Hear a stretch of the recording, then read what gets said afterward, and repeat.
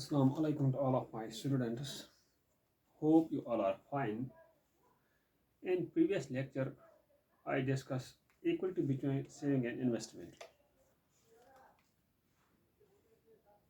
Just like we discuss aggregate supply and aggregate demand, equality between aggregate supply and aggregate demand. And when we discuss aggregate supply and aggregate demand, I tell you at that time there are two critical situations arise and there is no equality between aggregate supply and aggregate demand. Meaning when aggregate demand is greater than aggregate supply, this will lead to excess demand. When aggregate supply is greater than aggregate demand, this will lead to excess supply. How to correct these situations? There are two main instruments like monetary policy and physical policy. Monetary policy is utilized by the Reserve Bank of India and physical policy that's adopted by the government in order to control excess or deficit demand in an economy. Today I will discuss when saving is not equal to investment. As in previous I discussed saving is equal to investment. Today I discuss when saving is greater than investment situation. When saving is less than investment. What will happen to these situations? As this is equilibrium situation, this is saving is greater than investment, saving is less than investment. What will happen to these two situations when these two situations arise in an economy? First we will take when saving is greater than investment. When saving is greater than investment. Saving is greater than investment. What will happen? Simply what this means, saving. As yesterday I tell you, saving means withdrawals. Withdrawals. Withdrawals. When withdrawals is greater than injections. Injections of an economy. Means when people save more. Simply, when people save more. People save more. What will be the impact? Definitely they will spend less. They will spend less on goods and purchasing goods and services. Purchasing goods and services. Goods and goods and services. Simply, when they save more, they will spend less upon purchasing goods and services. What will happen to producer? What will the impact upon the producer? Definitely, when yes, consumers save more, they will spend less upon purchasing goods and services. The impact upon the producer will be he will remain unsold stock or desired stock. Desired stock. As people are saving more, people are spending less upon goods and services. That is why in producer's custody there remain unsold stock or desired stock, which he will, desired stock means which he is willing to sold, but there are less consumers to buy it. To clear this, simply to clear this stock, producer will produce less output in future. In future producer will produce less. Producer will produce less output. Why? As it has a less demand, as people are saving more. When you produce less, definitely in economic income will be less. Inject into the economy will be less. When income will be less, definitely saving will be less. Saving will be less. As there is a positive relationship between income and saving. When income increases, saving increases. When income is less, when producer produces less output, that leads to less income into an economy. Simply, this saving will be less. This saving less will continue. This process will continue till. S will equal to I. I will repeat for understanding purpose. When saving is more than investment, what will happen in an economy? Simply, when consumers are saving more, means saving more means they are spending less. They are upon goods and purchasing goods and services. When they spend less on purchasing goods, definitely producer cash steady, he will remain unsold stock. And there are less buyers who are ready to buy goods and services. To clear this unsold stock, to clear this, to finish this unsold stock or desired stock, producer will produce less output. As demand is less, he will produce less output to clear the unsold stock. When this less output, definitely it will, yes, it will, less income will be into an economy. This less income into an economy will lead to less saving. As there's a positive relationship between income and saving, income is less, saving will be less. As I previously I tell you, when consumers have less pocket income, that means they will save less, or there will be negative saving. This process will continue till S will become equal to I. This is the impact of when saving is greater than investment. In opposite, what will happen when when S is less than I? When I is greater than S, investment. Simply, when we write in previous lectures, aggregate demand, I tell you C plus I plus G S plus X minus M, exports minus imports. At that time, I tell you this investment, it is a component of aggregate demand. I tell you, as when this is more than, this means when aggregate demand is more than aggregate supply. This means aggregate demand is greater than aggregate supply. When saving is less than investment, means when investment is greater than saving, that means aggregate demand is greater than aggregate supply. When demand is more, definitely, I will write here, if yes, I is more, definitely producer will opt for to produce higher level of output. Higher level of output. When producer will produce higher level of output, definitely it will through higher level of income. Higher income in an economy. It will inject more income into an economy. When more income inject into economy, saving will be more. Saving will be more. And people can now save more. As here, less income, people are saving less. Higher income, people will save more. It is a positivity between income and saving. When higher income, saving will be more. This process will continue till S will equal to R. Means to this situation, opposite is happening. Opposite is happening for when investment is greater than saving. When investment is greater than saving, then opposite is happening to this situation. Opposite is happening to this situation. Simply when aggregate is there, more than aggregate supply, producer will produce higher level of output. Why? As demand is more. When he will produce higher level of output, definitely this will lead to increase in income level of an economy. When income increase, this will lead to higher saving, as people can now save more, as they have higher level of income, higher level of pocket money. When they will save more, definitely this will continue this process till S is equal to I. Now there is another concept related to this. When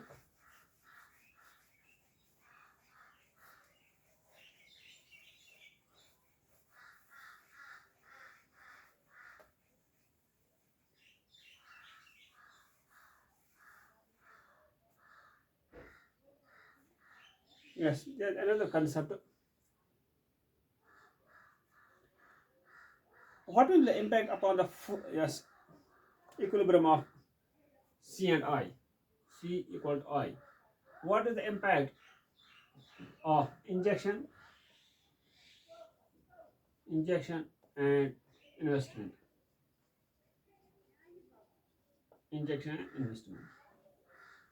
Impact of equilibrium of C and I of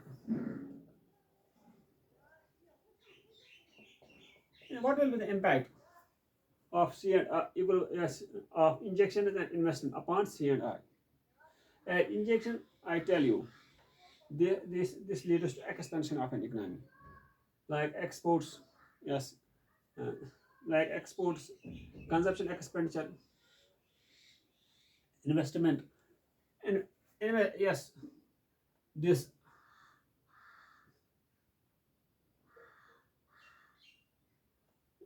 here non-investment withdrawals, yes, withdrawals.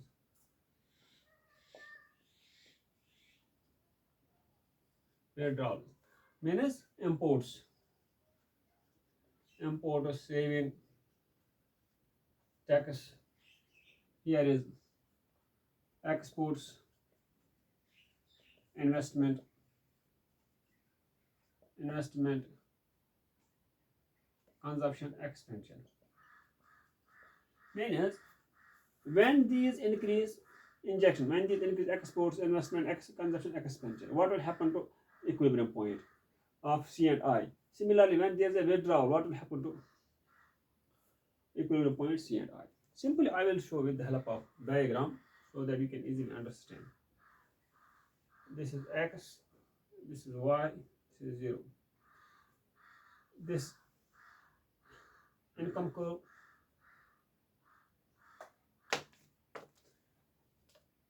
this is aggregate demand curve, AD, which is called C plus I. When अभी अभी आप मैं आपसे कह रहा था कि when investment increases, what will happen when investment increase? When aggregate demand increase, what will happen to this point? This is the point of equilibrium. This is point of equilibrium, E, point of equilibrium, happening between, yes, aggregate demand and aggregate supply. Now, when this injection is exports, investment, consumption, expenditure increase in an economy, as I tell you, this will lead to expansion in an economy. Then at that time, aggregate demand will shift upwards. It will shift upwards, just like this.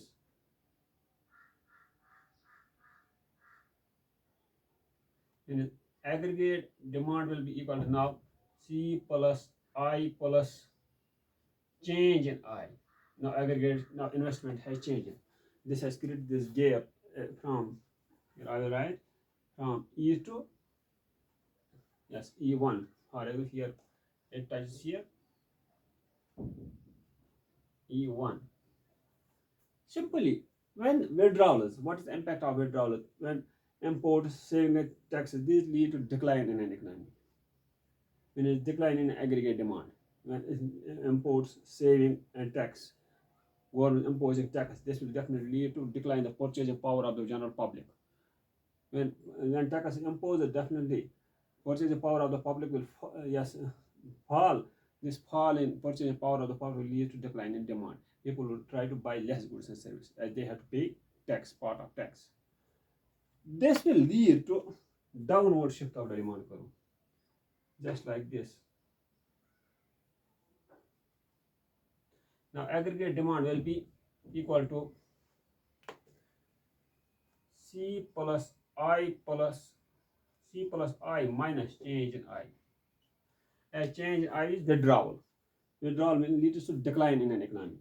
As I tell, decrease in an economy, decrease in power of economy for understanding purpose. An economy will decline. When withdrawals happen in an economy, import or saving and tax. Simply, I tell you, when government imposes tax, this will reduce the purchasing power of general public. When purchasing power of general public declines, definitely it will reduce the demand for goods and services. As people will prefer to buy less goods and services as they have to pay tax. government imposing tax upon goods and services. They have not paid tax. That is why I am telling, if these happens, if importers saving a tax happening in an economy, definitely this will lead to decline in an economy. This will lead to downward shift of the aggregate demand curve. Aggregate curve will shift from this to this. E2. Now, if I join for understanding purpose, what will happen? This is the first, for example, this is Y income. When second we draw, it simply shows what is happening in an economy. Now, if we draw last one, this shows, simply this shows E2. E2 shows us this is lower than, if we measure, this is lower than this and this. Means withdrawals lead to decline in an economy. There's a minimum less output in an economy as compared to E1. This is shown by this curve when we join this. That is why I tell the withdrawals lead to contraction of an economy, injection lead to expansion of an economy. This shows us expansion as up to this. This is more than this expansion of economy. As this, if we measure this, this is more than this gap. This gap is more than this gap. At equilibrium point E, this E1 is greater than point E. When initial E is it, so I will write E is at initial equilibrium. Initial equilibrium. Second, E1 is change in equilibrium, means new equilibrium. New equilibrium. Third, E2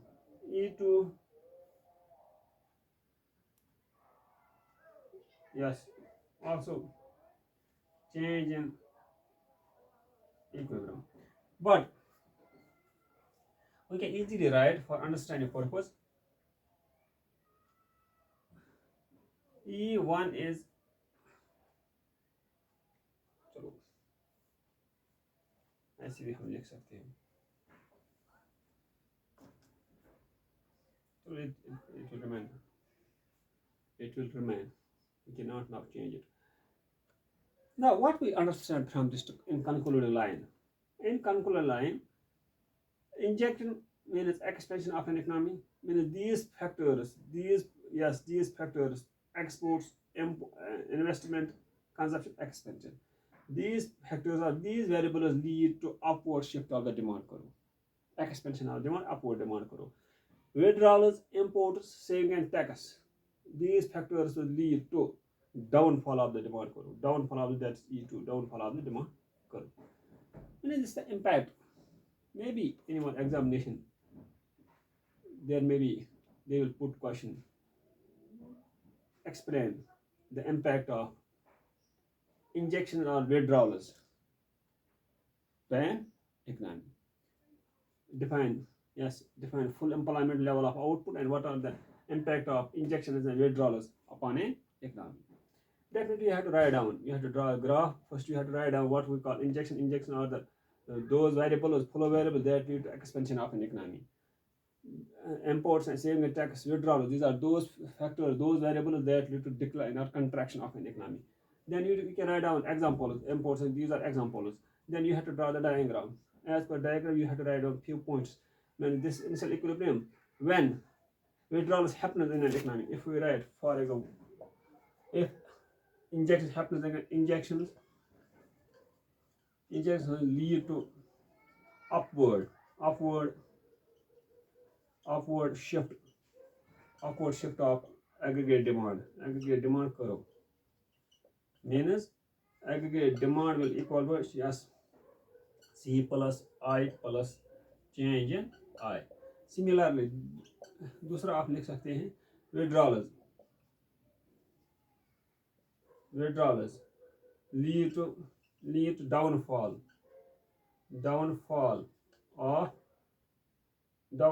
shift of aggregate demand, downfall shift of aggregate demand curve. That means aggregate demand will be equal to C plus I plus I minus change in I. And these points you can write down. Then you can easily write down injections that lead to E1, withdrawals that lead to E2, which is shown in the diagram. I think it is enough for today. If you understand it in a well manner, if you have any doubt related to these concepts, you can message a comment. I am available. I will try to my level best to clear these concepts. Hope for the best. Take care. Thanks. Have a nice day.